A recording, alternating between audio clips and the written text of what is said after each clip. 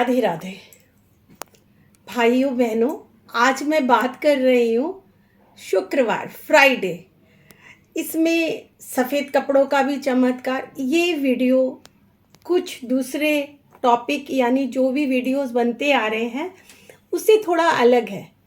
और आज तक मैं जितने भी वीडियो बना रही हूँ मैं समझती हूँ कि आप लोग इसको ध्यान से सुनते हैं और मेरे वीडियोस अगर अच्छे लगे तो आप मेरे चैनल को सब्सक्राइब कीजिए, लाइक कीजिए, कमेंट कीजिए, शेयर कीजिए।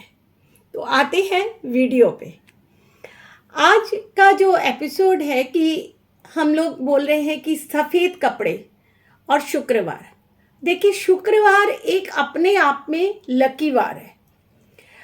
इसको हम लोग हिंदू सनातनी ही नहीं, क्रिश्चियन, मुसलमान भाई बहनों सब धर्मों में इस बार की एक स्पेशलिटी, इसको मान्यता प्राप्त है।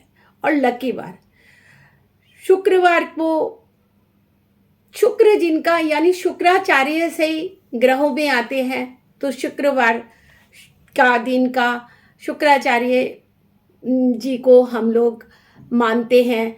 शुक्र जन्म स्थान में कौन से, जन्म कुंडली में कौन से स्थान में बैठे हैं, इसके बारे में हम लोग चर्चा करते हैं कि कोई शुक्र जो है आपको धन संपदा, जिसको आजकल लोग लक्ष्मी बोलते हैं, सुख शांति लग्जरियस शुक्र ही देते हैं।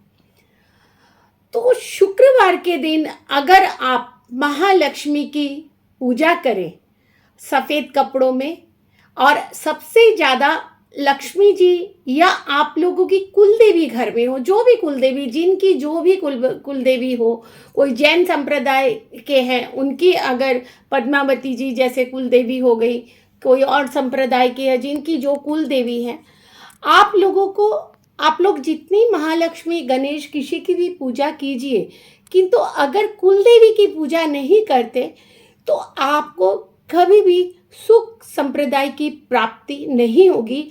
आया हुआ धन भी चला जाएगा। आप उनको ही महालक्ष्मी मानकर उनकी सेवा पूजा में रहिए। प्रतिदिन आप नियमित जैसे पूजा करते हैं करिए, किंतु स्पेशली फ्राइडे यानी शुक्रवार के दिन सफ़ेद फूल आप भगवान को चढ़ाइए। भोग में नारियल की मिठाई आप घर में बनाकर उनको चढ़ाइए। और अगर पॉसिबल नहीं होता किसी के पास नारियल की मिठाई घर में बनाना, तो आप अनार चढ़ाइए उनको। और सफ़ेद वस्त्र और सफ़ेद आसन में बैठ के इनकी आप पूजा कीजिए। और जो भी आपके मन में कामना हो आप इनको, और तेल का ही दीपक जलाए, या चाहे उसमें तिली का तेल हो और चाहे सरसों का तेल हो, किंतु आरती आप घी से करिए, गाय के शुद्ध घी से। उसमें एक लौंग ज़रूर डालिएगा। अब आते हैं कि शुक्र के दिन ही सफ़ेद कपड़े पहनना। आप देखिए, अगर आपके निजी जीवन में लग्जरियस या आपको बहुत सारी बाधाएं आती हैं, तो आप अगर डायमंड नहीं पहन सकते सब कोई, तो सफ़ेद कपड़े, सफ़ेद चादर, घर के पर्दे, आपके वॉल्स जितने हैं दीवारें, आप सफ़ेद कलर को बेस बनाकर अपनी ज़िंदगी में करिए। क्या होता है, शुक्र कई के नीच स्थान में जन्म कुंडली में रहते हैं, उनको समझ में नहीं आता, या कोई ज्योतिषाचार्य ठीक नहीं मिले जो उनको नहीं समझा पाते कि शुक्र नीच स्थान। जब समझिए किसी के माता पिता के बच्चे पे कष्ट आता है, चाहे वो शारीरिक हो चाहे वो मानसिक हो, तो समझ लीजिए कि शुक्र नीच स्थान में, क्या तो पिता के क्या पुत्र के नीचे स्थान में होने से बेटा बेटी को कष्ट होता है। खास तौर पे पुत्र संतान को कष्ट होते हैं, घर गृहस्थी में झमेले होते हैं, लक्ष्मी आकर चली जाती है।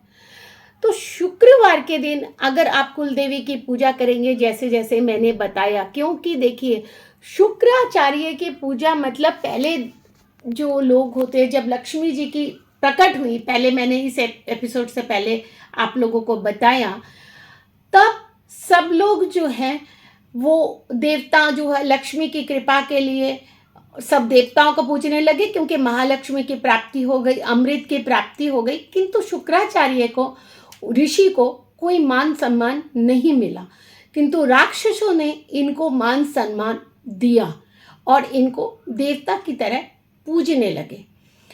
तब शुक्राचार्य जी जो भी मान सम्मान देगा सब तो उनके ऊपर, तो उनकी भी तो कोई रिस्पॉन्सिबिलिटी, जिम्मेवारी बनती है कि वो क्या करे।